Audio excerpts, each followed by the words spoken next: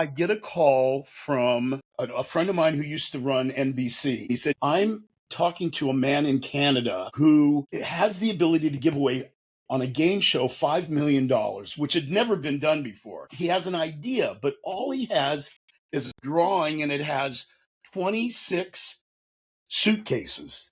So I called my client, John DeMall, Fear Factor and Big Brother, and he said, send me what you have.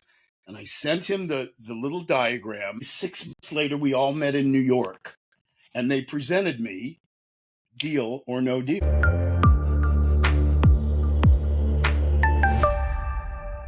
Well, talk about heavy hitters. They don't hit much harder than Mark Itkin. He was the managing partner of William Morris Endeavor, one of the largest talent agencies in the history of the planet. And if you've enjoyed things like The Real World, Project Runway, Hell's Kitchen, Deal or No Deal, Big Brother, Fear Factor, Buffy the Vampire Slayer, and so many more, in part, you have Mark Itkin to thank for all of that great entertainment. Dear friend, Mark Itkin, welcome to SmarterUmedia. Thank you, Steve. Thank you for that kind introduction. And it's great to be here with you. We have haunted many halls for many, many moons, and it's great to get a chance to talk to you about so many things. And I'm excited to talk about them all.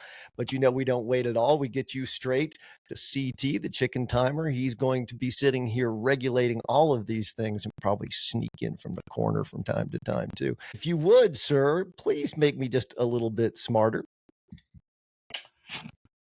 I like to zig when everybody else is zagging. I like to look in the marketplace, in the television marketplace, for voids in the marketplace, what people aren't thinking about, what things are low-hanging fruit, but just not being looked at, being ignored. So it's keeping my eyes wide open, looking down, looking up, looking all around. And again, even if it's a harder sell, going against the grain. Wow. You know, the beautiful thing is you got that out in 30 seconds. You don't even need 2 minutes, my brother. You are way, way ahead of the rest of us.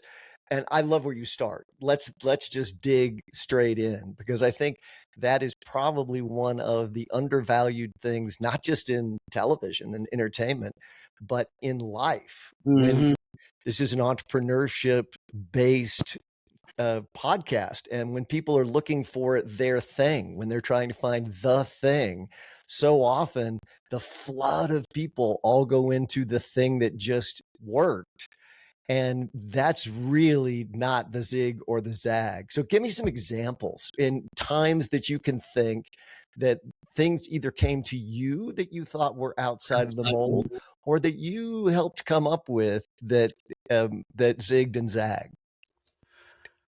I think my career, really the genesis of my career, is about that, because when I became an agent at the William Morris Agency, everybody wanted to represent actors or represent primetime scripted writers. You know, I grew up loving game shows and talk shows and sports, things that were real, you know, didn't call it reality television in those days. And when I became an agent, I thought, you know, nobody here is doing anything in that area. And I love it. And it was the most unsexy area. No, I mean, nobody could even pronounce names of certain of my clients. And so it was an opportunity. And so I went for it. And it took a while to get people inside the company to take it seriously until the money started to roll in. And the money rolled in pretty intensely, you know, and I couldn't get people to come and be in my department until the money started to roll in. And then they waited in line to get into the department. And then through, which I can explain to you if you want, through sort of the metamorphosis of that reality television in daytime network and in first run syndication, came the format business and the docuseries business. Yeah. And fortunately, I was there in the very beginning. And Buna Murray in The Real World really was the very first docuseries. And that just started to spawn the format business, which in the late 90s with the Big Brothers and all of those things, they wouldn't have happened. if something hadn't happened earlier in cable with things like The Real World. So Yeah. it wasn't a vision, but it was just following what I loved and I wanted to do, and I didn't want to be like everybody else. I That's really wanted to zig when everyone else was zagging. Yeah, but you also stayed true to the thing that you found compelling. It's mighty hard to sell something that you don't believe in. And I know some people manage to be able to do that, but boy, it's a lot easier if you do. And Absolutely. I love that your story starts in what we call entrepreneurship in the academic world. So you are in an agency. The agency traffic is all heading in this direction. You've got all of those people who want to do the thing that's the hottest thing at that time. And yet there's this other thing that you remember, which was watching those formats and those things that were game shows that really lit you up. And you did it until it worked. And when it worked, a lot of people love success. They love it. They Yeah, show up. of course, of course. And I had a great time doing it. Cut what you just said. I was doing something that I really Yeah. loved and wanted to do and believed in, not trying to sell things that I didn't really care about or didn't believe in, you know? Television has shaped my life. It's shaped all of our lives, but it helps us to almost decide who we're going to be. You and I have been friends with Norman Lear, who is no longer with us, rest his soul. But the sorts of things that he did to change culture is the power of television. You've watched that happen since you started in 1982 at William Morris Agency. I mean, good, bad, and different. How has television and the worlds you and I helped create transformed our world? You know what was so brilliant about Norman Lear, and even well, there are many things, but he was predominantly in the scripted side. But if you read his book, or you're very fortunate to know him and to have spoken to him, his seminal show, All in the Family, was piloted 3 times Yeah. by different networks because everyone was afraid to take that chance until you find that one buyer, and they don't really exist much anymore. People who are true showmen that operate out of their gut and say, Yeah. you know what, I, this is not popular right now, but something tells me this is going to work. And those Fred Silvermans and Brandon Tartikoffs and those people, they follow their gut. And so Norman Lear changed the world. He changed the scripted business, the sitcom business, the dramedy business, for a long, long time. And I think, I didn't create reality TV. Alan Funt in Candid Camera was really the first reality show back in the late 40s, early 50s.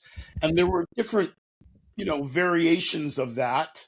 And then in daytime, you had game shows, which is reality television, and Yeah. talk shows, reality television, and news when it's honest, reality television. Right. So I just I just I think found where it could be made a lot bigger and maybe even a little sexier. It Mhm. was not considered sexy. And yet you looked around at the people who had had success in it.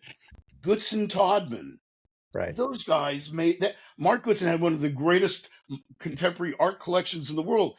His entire success came out of game shows. How about Oprah Winfrey? Yeah. Syndicated talk shows.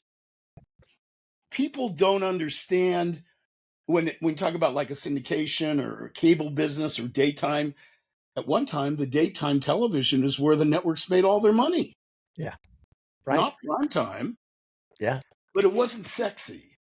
And so you needed to find people who had interest in it, to exploit it and make it bigger. And I think in that way we changed the world because we created a genre of made a genre of TV so preeminent in reality TV Yeah. in on every platform. I mean, what's more interesting than us? I mean, that's that's part of the perception that somehow you got and some others got that helped lead that charge. But yes, we want to watch us. We want to see people like us. We want to see them in their good, bad, and different times. We want to see it all, right? And I Right. think that's what you helped pioneer. And you did. You were one of truly the people who helped bring the reality show. And some people may love you and some people may not love you for bringing the reality television phenomenon into being. Absolutely correct. You know, people say a thing like Jerry Springer. I represented him, but I didn't sell the show. But you know, people will say that that's, you know, the lowest form of television. But for a lot of people, they would watch that show and say, God, you know, my life is really good. I need to appreciate my life a little more. Look what it could be like. So even that had positive effects. Well, you and I met because when the World Poker Tour launched, we met in those worlds. And every time I tell someone what I do, and they usually have to ask and poke and prod a little bit, I always say the World Poker Tour, put poker on television. You're welcome, or I'm sorry, depending on how you feel. But you know, I'm very proud of what we did. I believe it You was and should be, continues to man. be wonderful. But there certainly are some people who may not love it, which is okay. You found a niche. You found a niche and a Oh, low yeah. hanging fruit, but you found it. Yeah. Well, I mean, that is the thing. So if you're looking at people who watch Smarter You Media, a lot of us are trying to find what the next thing is or what the first thing is, or how do I get that nugget and transform it? And I think what you spent your entire life doing is facilitating that. In other Mhm. words, you helped people that had their dream manage to be able to get to you to pitch you their dream. And then you help that thing happen. How do you get in the door? You're one of the hardest people in the friggin' world. I can tell you at the time that I met you, I felt very fortunate to know you, but you're hard to get in that door. How do you get in? Well, I'm going to tell you a great story because I learned very, very early on that you have to filter the process because you can get a lot of crazies that want to come talk to you or send you things, you know. But the crazies are the most interesting people anyway, for the most part. But here's the best example, and it happened. I had been an agent for only 2 years. A guy calls me who sold BMWs at Beverly Hills BMW, and he says, "I have an idea for a game show." And I said, "Great, let me give you a property release. Sure. Send in the show, and I'll take a look at it." Now, I am sure that he called a lot of places. The very first network game show I ever sold Wow. was his show. Now, I couldn't sell it just with him alone. I had to Sure. package it Yeah. with pieces that a buyer would take seriously. Yeah. My very first network sale was that game show. What was the show? It was called Wordplay, I love and it. it was a daytime. It was a daytime game show Yeah. that was basically the definition game. You know, you had celebrities, and each one gave a definition of a word, Yes. and it was all comedy oriented. And Yeah. the contestant had to figure out what is the right definition of that word, and they were crazy, odd words, but they were all real words. And it ran for 9 months I look, but on you got it NBC. sold. You got it sold. On NBC daytime. Yeah, I wish I could just take a bullhorn. I wish I could take a P.T. Barnum bullhorn and broadcast what you said out to people who are the gatekeepers. Because oftentimes the problem is you stop being willing and open to letting Absolutely. something come in, and you can't because you're no longer good at it anymore. If nobody can get Can't. in, you're no longer good. Can't. Some of the greatest ideas come from the most. I'll give you another. Can I give you another Yes. Oh example? Lord, the stories are Well, great. I get a call from um, a friend of mine who used to run NBC, and he was now consulting. And he called me one day and he said, "You know, I'm talking to a man in Canada who has the ability to give away on a game show $5 million, which had never been done before. The most that anyone had ever won up to this point, this is the early 2000s, Yeah. was $1 million. Who wants to be a millionaire and what have you. And I said, he said, he has an idea, but all he has is a drawing, and it has 26 suitcases, and he can give away $5 million. But there's no game other than that. So I called my client, John DeMall, in Holland, who fortunately we were having success with Fear Factor and Big Brother. And I said, this guy says, and I know he can give away this amount of money, but there's no show. He said, send me what you have. And I sent him the little diagram, and he and his team worked on it. And about, I want to say 6 months later, we all met in New York, and they presented me Deal or No Deal. Or No Deal. And that's, what a story. Whoa. And you want to hear this? This is even better in the story. The show that was the bonus round in the game. It had a Q&A front game that was not very special. And the person who won then went and played the game with all the money rankings and all that, the money ladder. Yeah. And we looked at it and we said, wait a minute, this wasn't me. I have to admit this. They said, wait, this thing works on its own. Wow. And that was it. That was the beginning of Deal or No Deal. Putting something up and seeing what actually, what works, what doesn't work. I'm going to track back though, because I think I talked a little bit about the one side, which is people who are gatekeepers,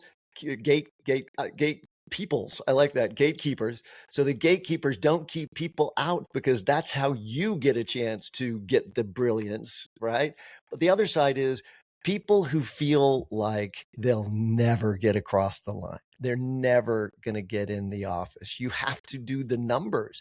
You have to not just do one. If you make one call and you are discouraged in the entertainment business, and I'm going to say in any business, you don't understand. You're going to get so many more rejections. Find a way to laugh about it, put them on the wall. I mean, do things, but you have to keep going. You just have to keep going. Absolutely. And you will find somebody who's willing to listen. Like I said, you may have to fill out a property release so you protect that person or what have you. But there's always going to be one person at least out there that is willing to take a shot. And you know somebody who knows somebody. So what you were talking about is that these things will come through somebody who may be a trusted person or at least a known quantity, but that's what you do. Tell people what you're doing. That's the entrepreneur's pledge. You have to tell people what you're doing and be willing to put it out there and not worry about it being stolen. You just, you can't. I mean, if you're paranoid, if you just think you have the greatest idea in the world, Mark Itkin is about to tell you that ideas are all over the place. When you went into the marketplace, Steve, with the World Poker Tour, you had it protected, right? You had the ability, the cameras, all of that stuff. Was that protected, or could somebody have ripped you off at that time? They did. So, I mean, in the beginning, by season 2, there were a dozen knockoffs. I mean, Mark, we were as you know, one of the 2 biggest hits, Queer Eye for Straight Guy and World Poker Tour were the 2 big hits on cable television. What you could not protect works in our favor. And that is, poker is not a game that's protected. So I think the biggest problem with people trying to make esports into a big thing is that the IP is owned by the companies. So you can't come in and create the NBA of esports. And lots of people tried, and boy, was there a lot of money raised and lost, right? But the poker was a game that could not be protected. So if somebody wants to put together a game with the people we make famous, they did. Yet the power of brand and moving forward, that's something that you've witnessed, and I'd love to have you talk a little bit about, because sometimes you can protect or imagine you can protect things, but it's really about getting out there, making the sensation because people want to be a part of it. What's the brand element? the brand element. Yeah, it's quality also. Yeah. I mean, the real world. I mean, well, a genre of television ripped that off. That's right. Yeah, Yeah. yeah. But the people who did it first, just like you did, Yeah. I think did it the best. And it was Yeah. not what's the word I'm looking for? Polluted. Like Buna Murray, when they did the real world, Yeah. there was nothing scripted. No. Nothing at all. They would say, we're gonna throw a pebble in the pond and see how people react to it. But they didn't script people's responses and situations the way it's done today. I mean, it's all hybrid and mostly scripted today. Yeah. I mean, Shows like that. it is true. It's great to do something early. It's so Oh, nice to be in the beginning because oh, you really you get a chance to explore and do almost anything. But for absolutely. that, you also get to build a brand that is the standard if you do it well. I mean, that's so still today, I think the World Poker Tour is the gold standard across the Without a doubt. world in poker. And part of that is because there are people who care. Adam Pliska, who runs the World Poker Tour now, cares as much as I did day one about the product and the brand being Right. a thing. So that totally works. It's so, you mentioned it's so real because, this is a different business that I'm going to mention, but I'm always fascinated when I go to Spago here in Beverly Hills to eat, and there's Wolfgang Puck Yeah. walking around saying hello to everybody. Then you go to Spago in Las Vegas or in Hawaii, and you see Wolfgang Puck. He Yeah. never takes his eye off the ball. He Yeah. keeps the quality and the consistency, and that's why he has the success that he has. Yeah. It's amazing to me, but what a great example. Right. Martha Stewart, no matter what you think of her, keeps her eye on the brand. And is always a part of it. And I think Yeah. you're right that is a big, huge thing. Al Burton, our friend Al Burton, was the one who first put Wolfgang Puck on the map. And when they closed the original Spago, his office had the table that he would always go sit in. Sitting Really? in his office, that's where we would have meetings. Really? Yeah, Holly weird, man. I love it. I Oh, absolutely love it. is that you should have that table. You I should have kept it. Yeah, I missed that opportunity, I think, although his daughter may have it. I don't know. Packaging. You mentioned the word packaging. And one of the things that you helped really, I think, create in the television world, in the agency world, was what I'm going to call is something that was already understood. You have to have something that will sell. To have something that will sell, you have to have the elements together to do that. One of the things you and William Morris and the agencies at the time really transformed that into was there was compensation to the agency for doing that work. Correct. And tell me, just explain, because you and I know what that is, but packaging in entertainment and in that era meant what? That meant the agent was almost like a producer. The agent put all the relevant pieces together to stack the deck to make a finished or a television concept or what have you uh, so compelling that a third party buyer would give it a shot. Yeah. Okay. Yeah. So and listen, I had the best mentors and teachers that existed because they were all the guys who did TV packaging first. They were the guys that put Danny Thomas and Sheldon Leonard together, right, and created a monstrous studio from Andy Griffith and Gomer Pyle and Mod Squad and That Girl, and I mean it just goes on and on and on, and bred people like Aaron Spelling and that out of that group. They understood how to put the pieces together to make it work. Yeah, I think that, and we all stand on the shoulders of giants. We're all on third base, running toward home, all of those things. I mean, if you 100%. don't, we know it, whether we say it in every sentence. That is always the case. Absolutely. And man, are we lucky. I mean, I just think back, used two names, which were Norman Lear and Al Burton. There's a long list, but the people who have taken the time and been willing to help are just unbelievable. Yeah, those are mentors. Those are those two people alone among the list of others. But I mean, yeah. And There's there's a lot of people who don't want to give back, who don't want to share that knowledge or experience because they're insecure. They're afraid somebody's going to take, is going to become bigger than they were. Those people didn't care. They. what a sad life. I mean, to be Yeah, in the shoes, to be in a place where so many good things happen in your life and somehow feel like you don't want to share that is just sad to me. That just breaks my heart. It's sort yeah, of, please don't be that, be the other thing, because yeah. I am one of those people. You are one of those people. And there are a lot of people who are willing to not just help you, but really be a part of your journey. And so everybody should just not pay attention to the no's and keep heading toward the people who might say yes. I don't want to be a ruthless salesman here, but Yes, you do. can I show you a book that I think that you and your listeners would absolutely love, and it's such a Yes. simple little book. Yes. Yes. First Okay, of all, I love when books are in the background because they should be a part of our lives.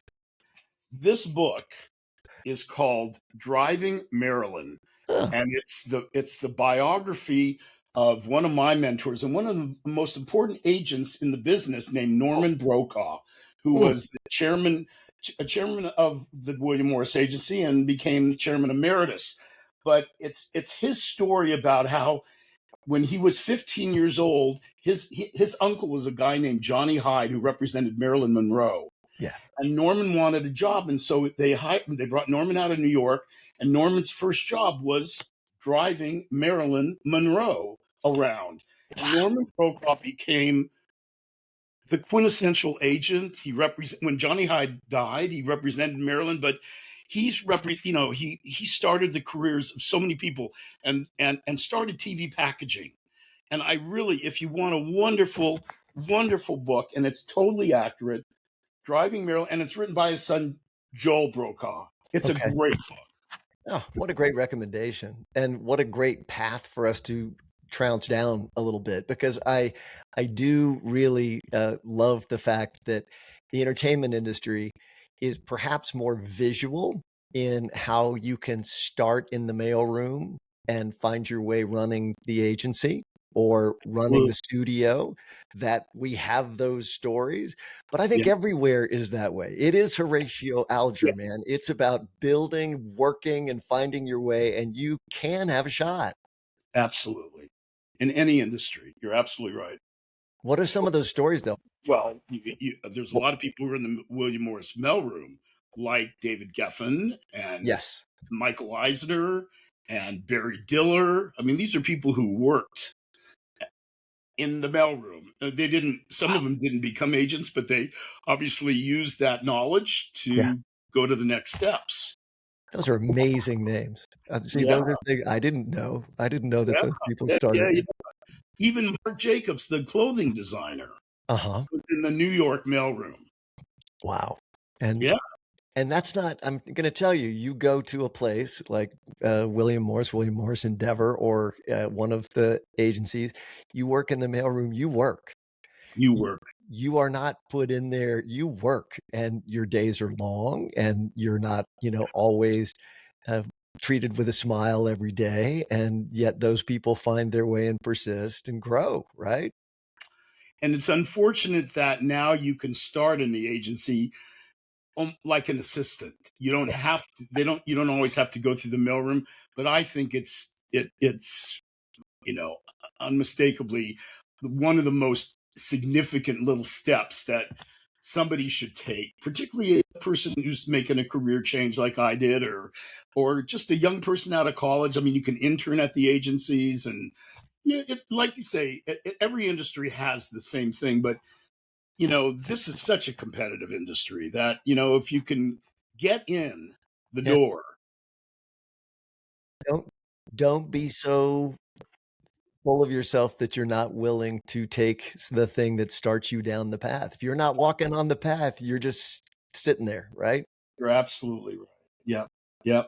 When I would come into town, Norman Lear would be 90, was 92. And I would go to a play reading at night, and there he would be. Because you want to be a part of it. You want to be a part of the people who are creating and that you can create with. What are you doing now? What's next in the Mark Itkin story? It's interesting that I'm doing things that I never did as an agent. For example, I'm in the middle of packaging a Broadway musical. Mm, I have a movie that actually has been sold to A24 based on a book that I got the rights to. that's I great. never was in the movie business. Yeah.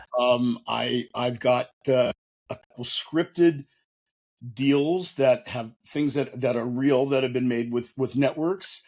And then I do some non-industry things. I sit on the board of a couple media companies. I've invested in some new media type businesses and even a sports business. But things that I'm passionate about, and most importantly, with people I want to work with. Yes, yes, yes. That's it. For this chapter in life, we don't always have the choice. We can't always choose throughout the entire trajectory of our life and career. On the other hand, whenever we can, we want to choose to be with the people because at the end of the day, it works, it doesn't work, all of the thing, we're with those people and they color who we are. They're who we become. Yep, absolutely. You said that you were making a career change. So tell me a chapter that I don't really know much about. Where were you before you found your way to William Morris and what prompted it? And what was that like, the transition? Yeah. Well, I went to law school and took the bar, passed the bar, and was a music agent at a big law firm in Century City. Okay. I didn't really want to go to law school that much, but back in the in the mid 70s, there weren't that many opportunities. What I really wanted to do was to go in the entertainment business, but Right. I didn't have any connections or what have you. And Yeah. so it was, I have to tell you an interesting story. So I went I practiced law for a couple of years, and I was sitting in my office on a beautiful spring summer day, and there was an art show going on in Beverly Hills. And I was looking around and I said, I can't do this the rest of my life. This isn't fun. And I'm not going to be good at it if it isn't fun. Yeah. And so I gave my notice, and I was there for a couple more months. And then I left, not really knowing what I was going to do. Took off about 10 months. And I had breakfast with a dear, he's still a dear friend of mine, a man who I had worked for not while I was in college, and he was a manager. And he said, and I told him, I said, I just don't know what I want to do. He said, I think you'd be a great agent. Let me introduce you to some people at the William Morris agency where he had some of his clients. He Wow. represented ice skaters. He had Peggy Fleming and people like Oh, that. His name was Lee okay. Mims, a wonderful man. And I went and had the meeting, and I thought, this will be like going back to grad school, and you're starting at the bottom and you're making $200 a week. And but it was like, it put me in a position I could be back in the door and I could decide what I wanted to do. Do I want to work in the film business, the TV business, whatever?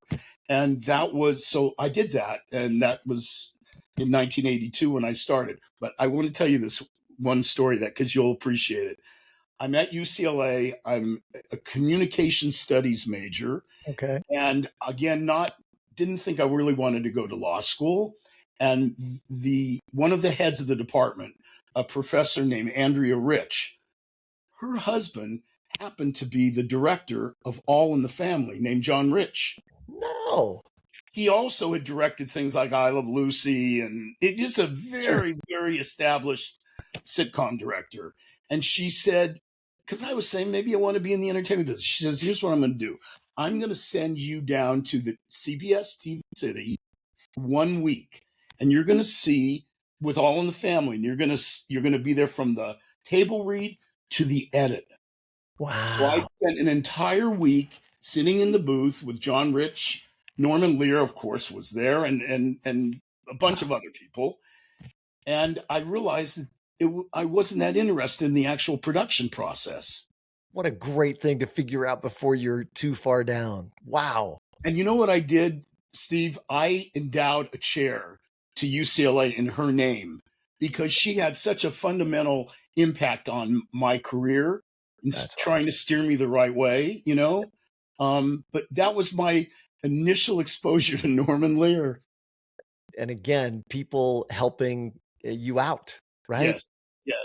People who are established want the energy of people who are trying to find their way.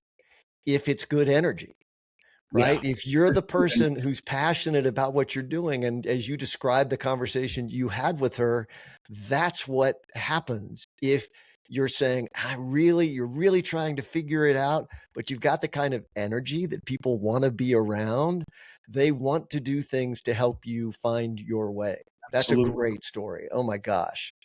You know, when the World Poker Tour was popping off and big things were happening, Adam Silver, who's the commissioner, he was then deputy commissioner of the NBA, reached out because I had said that my favorite sport, they asked in an interview, what other sports do you like? I said, nobody does it better than basketball. And so he reached out and we reconnected. We had been in law school together, and he invited, and I'm sure it was because I was saying, man, we're drinking from the fire hose. I mean, at this point, we've said we're going to be a sport, all the verticals, that's what the business plan says, but how do you do that?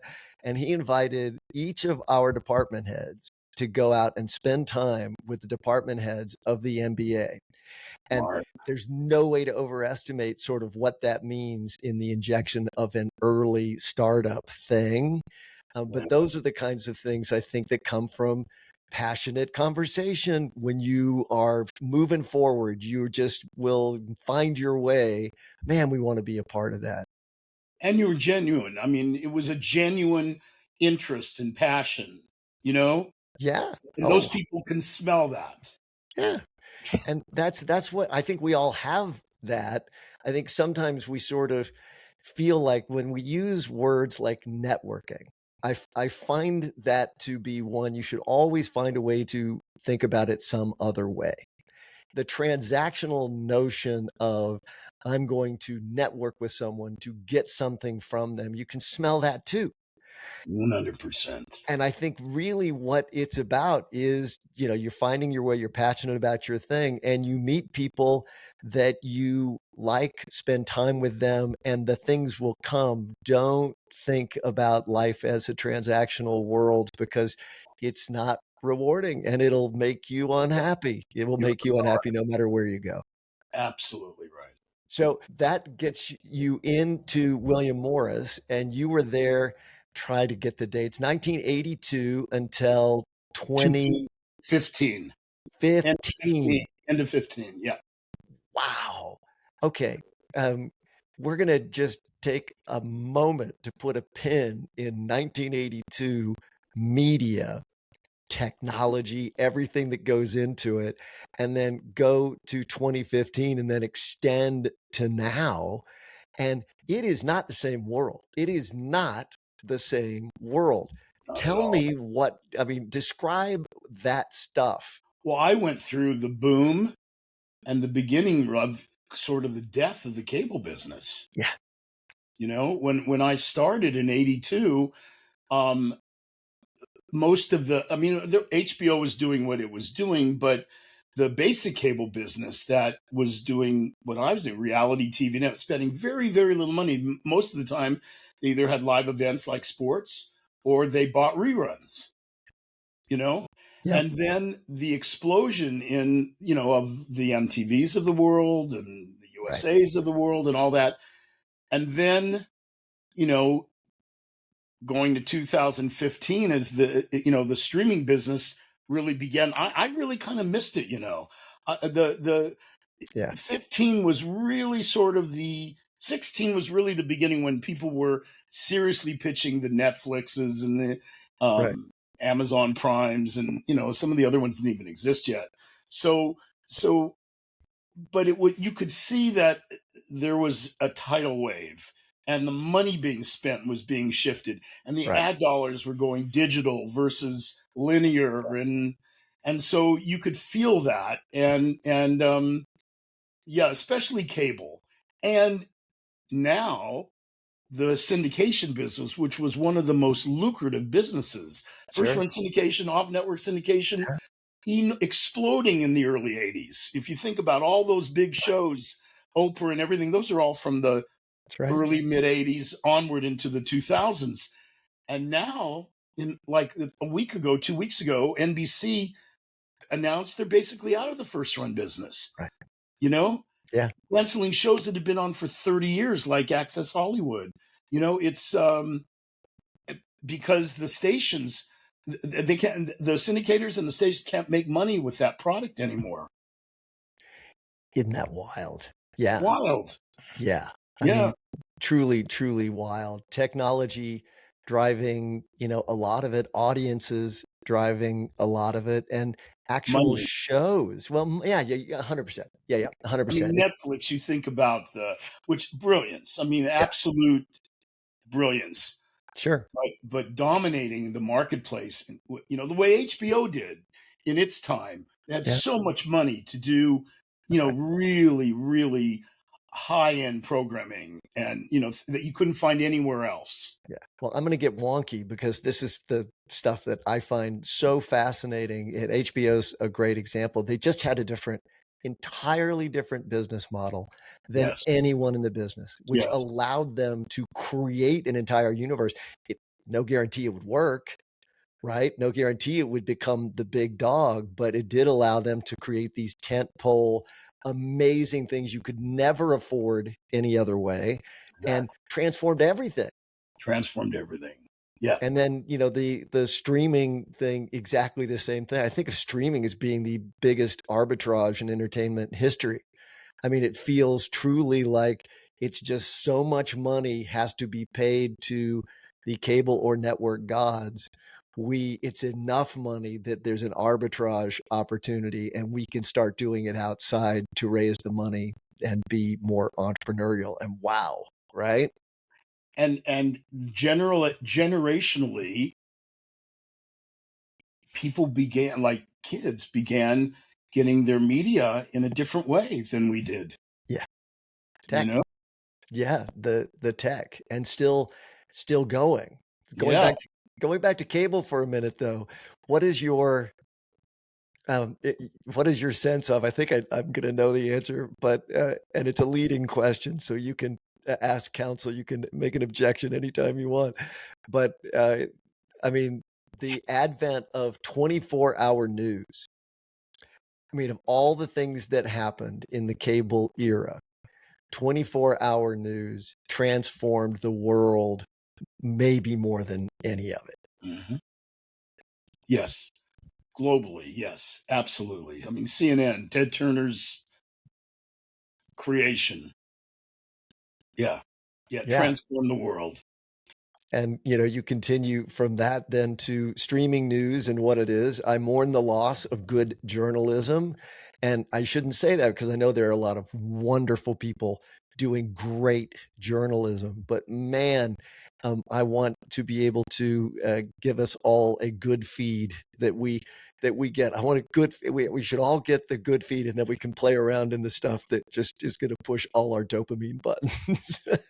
Yeah, don't get me started on that. Yeah, I mean the way. I mean, it was factual. Now things that are called news that really are not news. For, now decades, I felt like we were in a particular struggle, one particular struggle, which was whether information or propaganda would win.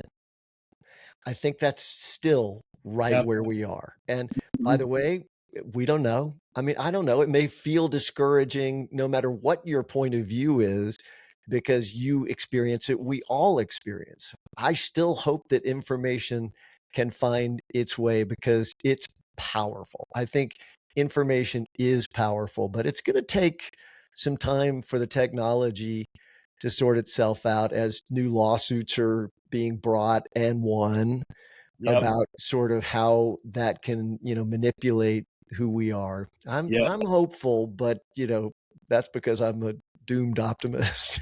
Well, cockeyed optimist, as they say. Me too. Yeah. I feel that. Well, I know it's the last question that you asked me to think about whenever that time is to answer it, about where do I accumulate my knowledge, where do I reach out to get information and what have you. I have no problem with if it has begged the question, do it now and we'll just say goodbye when we get to the end. Well, There's no format need. The question is, the answer on my part, even though they're not 100% accurate all the time, but the intent is honesty and factual, kind of like what the encyclopedias used to be when we were kids, is Wikipedia. I probably go there more than any other source for information because I know that it's, as far as it's pretty factual and honest.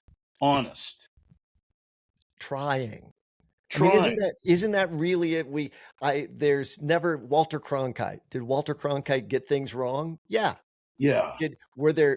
Is it good for us to have other points of reference with information and news? Yes, because otherwise the manufactured consent, as Noam Chomsky would call it, the thing that we gravitate toward just because it's our own perspective, we don't get to see the other perspective. So it's good to have points of reference. On the other hand, if you realize, as you and I do, that these are businesses and you get more money when you get more clicks, you get more clicks when you put something false, you now have a very simple formula. It's a very simple formula. And so, I don't shy away from it. I think it's a discussion we ought to be having, particularly if we're frustrated about it. And I love the fact that you bring the information thought up early, because it's one of the reasons that we have SmarterUmedia. We hope we can curate our information better and understand it's never perfect. So we need to keep paying attention and learning more every day. The intent to like you say, trying, intent, honesty, all of that is so important. Versus the intent to give false information. It's so dangerous. Yeah.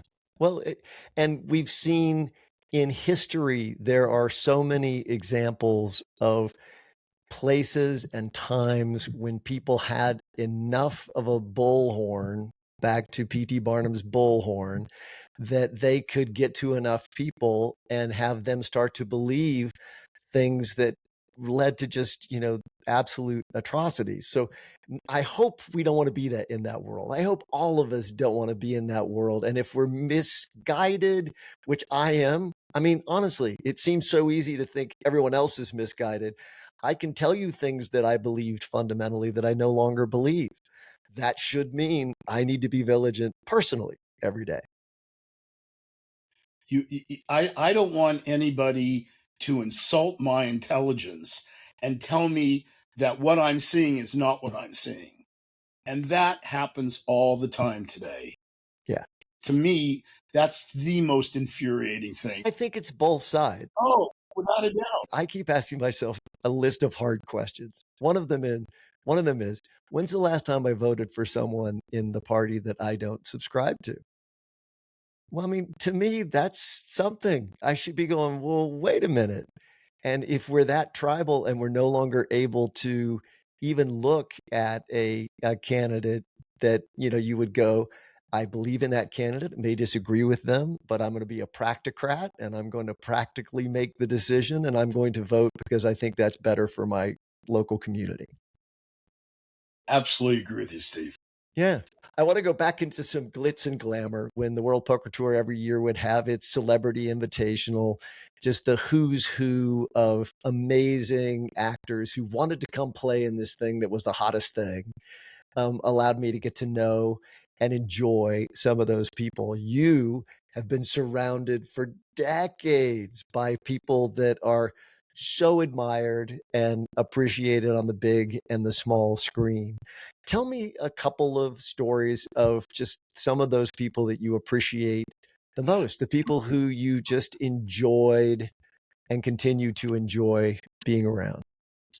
Well, I would say that there are two that I was very, very fortunate to represent, that were both great on camera talents, but amazing businessmen and Mm. really pioneers. Yeah. Dick Clark Oh my gosh, and of Merv course. Griffin. But explain who they are because they're not young names.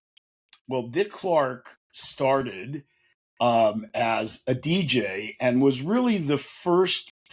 He inherited a teen music dance show in Philadelphia, Yeah. and became the host of American Bandstand. And that was, I think, 1956.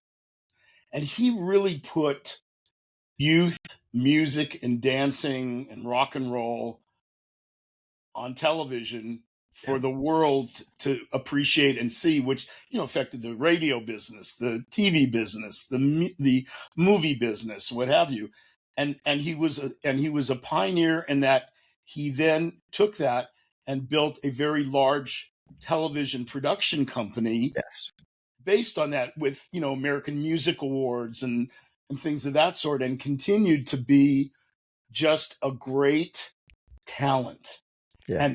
And people might disagree with this thing. This guy didn't have an ego. You called Dick Clark on the phone, even before I was his agent, Yeah. and he would return the call immediately, if not pick up that call. Yeah. And he would work. Think about this.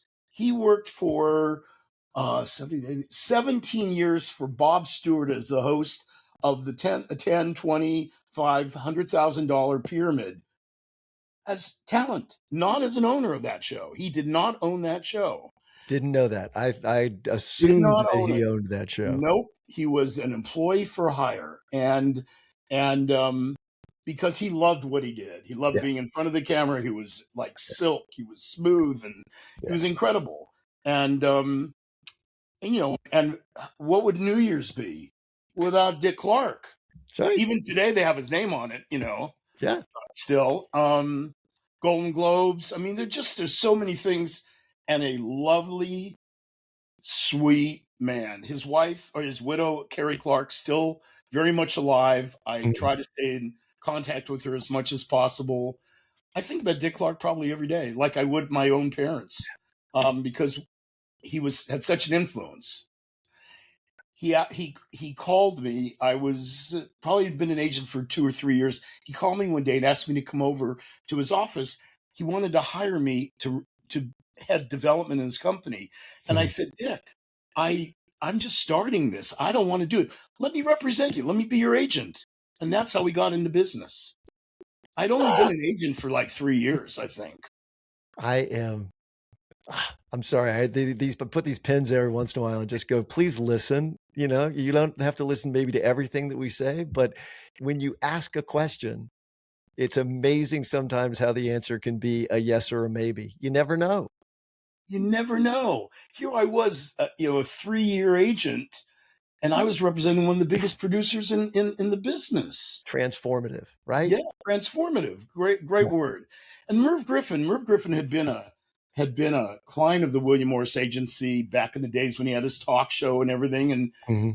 here's a guy that created Wheel of Fortune and Jeopardy, which are Think about that. still Think about that. Yeah. think about those businesses. Are they the most Yeah, financially successful properties of all time? I think they are, right? because of all the slot machines. The Yeah. Wheel of Fortune slot machine, Yeah. for a while, I don't know if it still is, was the most successful slot machine in the world. Wow. I didn't know that was the thing that makes it, but I knew it was that it's the Dude, slot machines. There you go. and here's a guy, he was big in the entertainment business. He owned hotels. He owned the Beverly Hilton. He owned the Paradise Island in the Bahamas. Beat Donald Trump out to get that property. And late in his career, he still wanted to work, and he came to me and said, I've got an idea to do a game show in syndication. And he and the agency and the syndicator did something that we had never done before. The three of us invested in it. We didn't take anyone else's money. The three entities invested in it and took it into the marketplace. Now, it wasn't successful. Yeah. But had it been, it would have been wonderful. But at least we tried.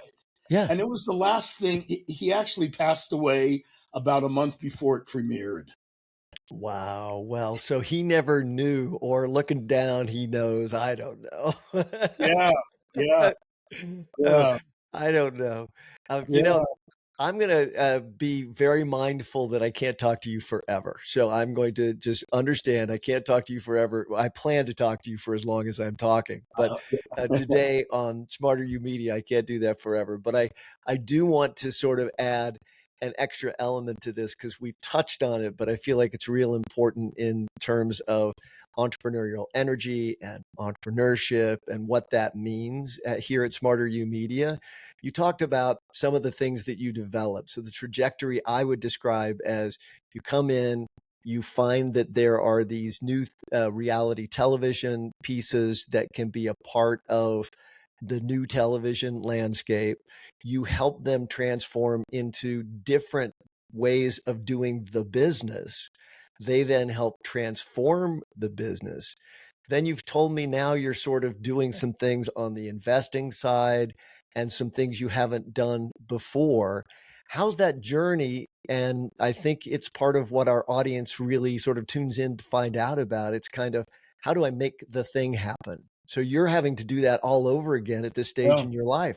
So how do you make the thing happen? What have you learned that, was wrong, right? Whatever. Well, the real difference is, in the past, I had to do it because I was being paid. I had a job to do it.